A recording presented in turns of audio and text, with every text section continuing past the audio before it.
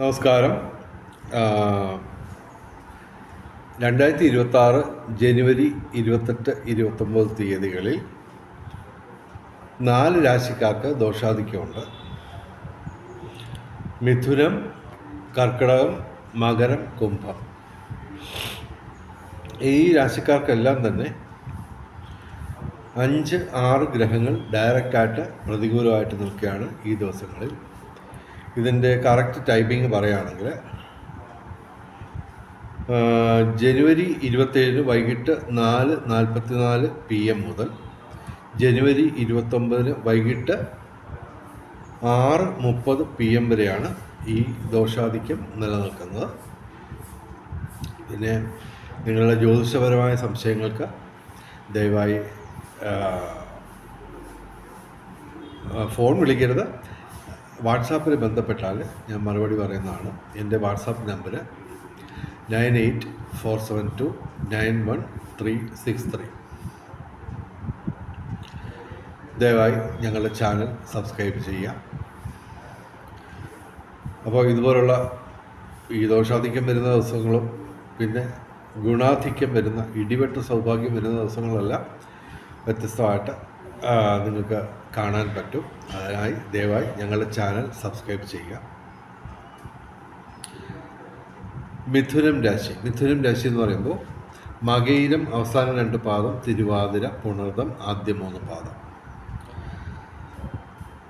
മിഥുനം രാശിക്ക് 5 ഗ്രഹങ്ങൾ ഡയറക്റ്റായിട്ട് പ്രതികൂലമാണ് ഈ ദിവസങ്ങളിൽ. അതിൽ തന്നെ ഏറ്റവും പ്രധാനപ്പെട്ട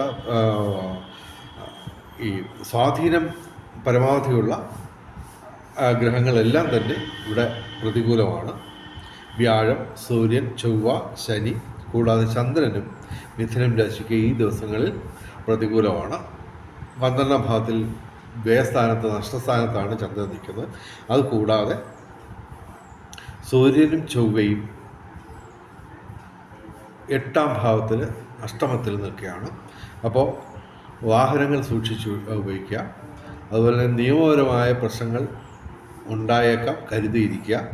അതുപോലെ തീപ്പൊള്ളൽ, അതുപോലെ തന്നെ തൊഴിൽപരമായിട്ടുള്ള പ്രശ്നങ്ങൾ, പിന്നെ ഇലക്ട്രോണിക് ഉപകരണങ്ങളിൽ ഉപയോഗിക്കുമ്പോൾ സൂക്ഷിക്കുക. അതുപോലെ തന്നെ ഉയരങ്ങളിലൂടെ നടക്കുമ്പോൾ വീഴ്ച വരാതെ സൂക്ഷിക്കുക. അപ്പോൾ എങ്കിലും ഇവർക്ക് ബുധനും ശുക്രനും സർപ്പവും ശിഖിയൊക്കെ അനുകൂലമാണ്. എന്നാൽ തന്നെയും ഈ 5 ഗ്രഹങ്ങൾ ഡയറക്റ്റായിട്ട് പ്രതികൂലമായിട്ട് നിൽക്കുമ്പോൾ ശാരീരിക മാനസിക അസ്വസ്ഥതകളുണ്ടാവാം. അപ്പോൾ ഇതിനുള്ള പരിഹാരം മറ്റൊന്നുമല്ല, ഈശ്വരനെ ഭജിക്കുക. അതാണ് ഏറ്റവും പ്രധാനം.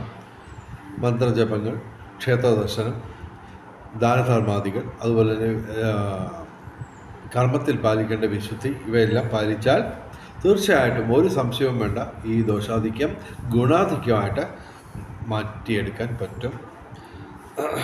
പൊതുവെ എല്ലാം കൊണ്ടും 3 പാപഗ്രഹങ്ങൾ ഉൾപ്പെടെ ഡയറക്റ്റായിട്ട് പ്രതികൂലമാണ്. അത് അഷ്ടമത്തിൽ സൂര്യനും ചൊവ്വയും നിൽക്കുന്നത് തന്നെയാണ് ഏറ്റവും പ്രശ്നം. പിന്നെ 10ാം ഭാവത്തിൽ ശനി അത്ര വലിയ പ്രശ്നം ഉണ്ടാക്കത്തില്ല. കർമ്മശനി തന്നെ, പക്ഷെ എന്നാൽ തന്നെയും കർമ്മഭാവത്തിൽ ശനി നിൽക്കുന്നത് അത്ര പ്രശ്നമൊന്നും ഉണ്ടാക്കത്തില്ല. കാരണം ഈ തൊഴിൽപരമായിട്ടുള്ള നേട്ടം ഉണ്ടാക്കുകയും ചെയ്യും. എങ്കിലും പൊതുവെ ഇവരെ ഈ പ്രധാനപ്പെട്ട കാര്യങ്ങളൊക്കെ ഈ ദിവസങ്ങളിൽ നിന്ന് മാറ്റി വെക്കുക. പിന്നെ ഞങ്ങൾ പറയുന്ന രാശി എന്ന് പറയുന്നത് കർക്കിടകം രാശിയാണ്. കർക്കിടകം രാശി എന്ന് പറയുമ്പോൾ പൂർണ്ണാർദ്ധം അവസാന പാദം, പൂയ ആയില്യം. ഈ കർക്കിടകം രാശിക്കും ദോഷാധിക്യമാണ് കാണുന്നത്. 5 ഗ്രഹങ്ങൾ ഡയറക്റ്റായിട്ട് പ്രതികൂലമാണ്. ഇവിടെ ശനി ഭാഗ്യസ്ഥാനത്ത് നിൽക്കുന്ന വലിയ പ്രശ്നം ഉണ്ടാക്കുന്നില്ല, കാര്യമായി ദോഷം ചെയ്തില്ല, ഗുണദോഷ സമ്മിശ്രമായിട്ട് ഫലം തരും.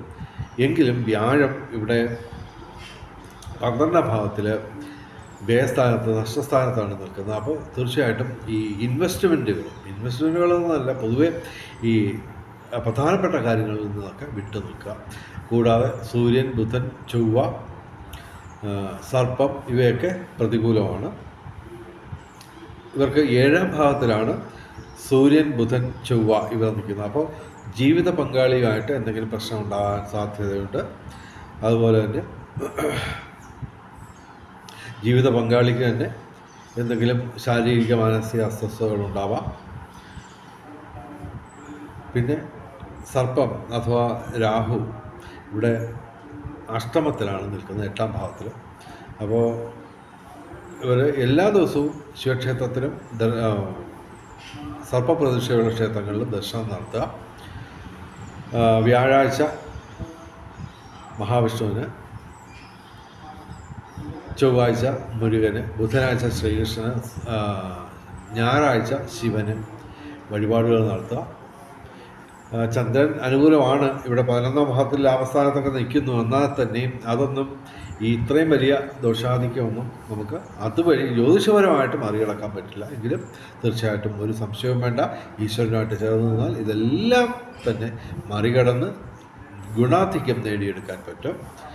അപ്പോൾ മന്ത്രജപങ്ങൾ, ക്ഷേത്ര ദർശനം, അതുപോലെ തന്നെ കർമ്മത്തിൽ പാലിക്കേണ്ട വിശുദ്ധി, അതുപോലെ തന്നെ ദാനധർമാദികൾ ഇവയൊക്കെ അന്വേഷിച്ച് ഈ ദോഷാധിക്യം നമുക്ക് മറികടക്കാൻ പറ്റും. ഇനി ഞങ്ങൾ പറയുന്ന രാശി എന്ന് പറയാൻ മകരം രാശിയാണ്. മകരം രാശി എന്ന് പറയുമ്പോൾ ഉത്രാടം അവസാന 3 പാദം, തിരുവോണം അവിട്ടം ആദ്യ 2 പാദം. മകരം രാശിക്കും 5 ഗ്രഹങ്ങൾ ഡയറക്റ്റായിട്ട് പ്രതികൂലമാണ്. അതുപോലെ തന്നെ അഷ്ടമത്തിൽ ശിഖി അഥവാ കേതു നിൽക്കുന്നു. അപ്പോൾ കമ്മ്യൂണിക്കേഷനിലൊക്കെ പ്രശ്നങ്ങളൊക്കെ ഉണ്ടാവാം. എല്ലാത്തിനും ഒരു തടസ്സം പൊതുവെ പ്രതീക്ഷിക്കാം. അതുപോലെ തന്നെ അഷ്ടമത്തിലാണ്, ക്ഷമിക്കണം, 6ാം ഭാവത്തിലാണ് വ്യാഴം നിൽക്കുന്നത്. അപ്പോൾ പൊതുവെ ദൈവാധീനം കുറയും. അതുപോലെ തന്നെ ഭൗതിക സുഖങ്ങളിൽ മന്ദതയുണ്ടാവും. പിന്നെ മകരം രാശിക്ക് സൂര്യൻ, ബുധൻ, ചൊവ്വ ഇവ ജന്മത്ത് തന്നെ നിൽക്കുകയാണ്. അപ്പോൾ വാഹനങ്ങൾ ഓടിക്കുമ്പോൾ സൂക്ഷിക്കുക. ഈ രാശിക്കാരെല്ലാവരും തന്നെ എല്ലാം ഒന്ന് ശ്രദ്ധയോടെ നമുക്ക് കൈകാര്യം ചെയ്യുക എന്ന് വേണം. അതുപോലെ തന്നെ തീപ്പൊള്ളൽ, ഉയരങ്ങളിൽ നിന്നുള്ള വീഴ്ച, അതല്ലെങ്കിൽ നടന്നു പോകുമ്പോൾ തന്നെ എന്തെങ്കിലും കല്ല് തട്ടി താഴെ വീഴുന്ന ആ ഒരു നിർഭാഗ്യമൊക്കെ ഉണ്ടാവാം. അതുപോലെ തൊഴിൽപരമായിട്ട് എന്തെങ്കിലും പ്രശ്നം ഉണ്ടാവാം. അതുപോലെ നിയമപരമായിട്ട് എന്തെങ്കിലുമൊക്കെ പുതിയതായിട്ട് എന്തെങ്കിലും ഉടലെടുക്കാൻ സാധ്യതയുണ്ട്, കരുതിയിരിക്കുക. കഴിവതും ഈ ദിവസങ്ങളിൽ മന്ത്രജപങ്ങൾ, ക്ഷേത്രദർശനം, ദാനധർമാദികൾ, അതുപോലെ തന്നെ കർമ്മത്തിൽ പാലിക്കേണ്ട വിശുദ്ധി ഇവയൊക്കെ അനുസരിച്ച് നമുക്ക് പ്രാർത്ഥനയോടെ കാര്യങ്ങൾ കൊണ്ടുപോവുകയാണെങ്കിൽ തീർച്ചയായിട്ടും ഈ ദോഷാധിക്യം മറികടക്കാൻ പറ്റും.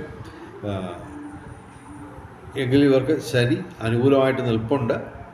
എങ്കിലും ഇവിടെ 6 ഗ്രഹങ്ങൾ, 5 ഗ്രഹങ്ങൾ ഡയറക്റ്റായിട്ട് പ്രതികൂലമായിട്ടൊക്കെ നിൽക്കുമ്പോൾ, അതും ഏറ്റവും കൂടുതൽ സ്വാധീനം ചെലുത്തുന്ന സൂര്യൻ, ചൊവ്വ, വ്യാഴം തുടങ്ങിയൊക്കെ ഇവയൊക്കെ ഡയറക്റ്റായിട്ട് പ്രതികൂലമാണ്. അപ്പോൾ നമ്മൾ കഴിവതും പ്രധാനപ്പെട്ട കാര്യങ്ങളൊക്കെ ഈ ദിവസങ്ങളിൽ നിന്ന് മാറ്റിവെക്കുക. അതുപോലെ തന്നെ ഈശ്വരനുമായിട്ട് ചേർന്ന് നിൽക്കുക.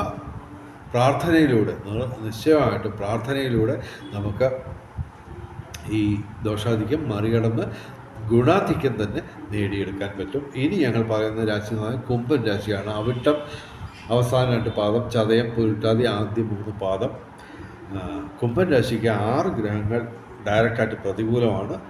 അതിൽ തന്നെ 1, 2, 3, 4, 5 പാപഗ്രഹങ്ങൾ ഡയറക്റ്റായിട്ട് പ്രതികൂലമാണ്. അത്യധികം ദോഷാധിക്യമുള്ള ദിവസങ്ങളാണ് ഈ ദിവസങ്ങൾ.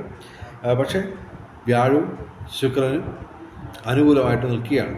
പക്ഷേ എന്നാൽ തന്നെയും ഇത്രയും ഗ്രഹങ്ങൾ, പ്രത്യേകിച്ച് 5 പാപഗ്രഹങ്ങൾ തന്നെ ഡയറക്റ്റായിട്ട് പ്രതികൂലമായിട്ട് നിൽക്കുമ്പോൾ നമ്മൾ വളരെയധികം ശ്രദ്ധിക്കുക. വാഹനങ്ങൾ സൂക്ഷിച്ച് ഉപയോഗിക്കുക. അതുപോലെ തന്നെ പ്രധാനപ്പെട്ട കാര്യങ്ങളിൽ നിന്ന് വിട്ടു നിൽക്കുക. അതുപോലെ തീർച്ചയായിട്ടും മന്ത്രജപങ്ങൾ, ക്ഷേത്രദർശനം, ദാനധർമാദികൾ, അതുപോലെ തന്നെ കർമ്മത്തിൽ പാലിക്കേണ്ട വിശുദ്ധി ഇവയൊക്കെ പാലിച്ച് അനുഷ്ഠിച്ച് ഈശ്വരനുമായിട്ട് ചേർന്ന് നിന്ന് കഴിഞ്ഞാൽ ഈ ദോഷാധിക്യം മറികടന്ന് നമുക്ക് ഗുണാധിക്യം തന്നെ നേടിയെടുക്കാൻ പറ്റും. അങ്ങനെ എല്ലാ രാശിക്കാർക്കും എല്ലാ തരത്തിലുള്ള ദോഷാധിക്യവും മറികടന്ന് ഗുണാധിക്യം നേടാൻ കഴിയട്ടെ എന്ന് പ്രാർത്ഥിച്ചുകൊണ്ട് ഈ വീഡിയോ അവസാനിപ്പിക്കുന്നു. നമസ്കാരം, ശുഭദിനം.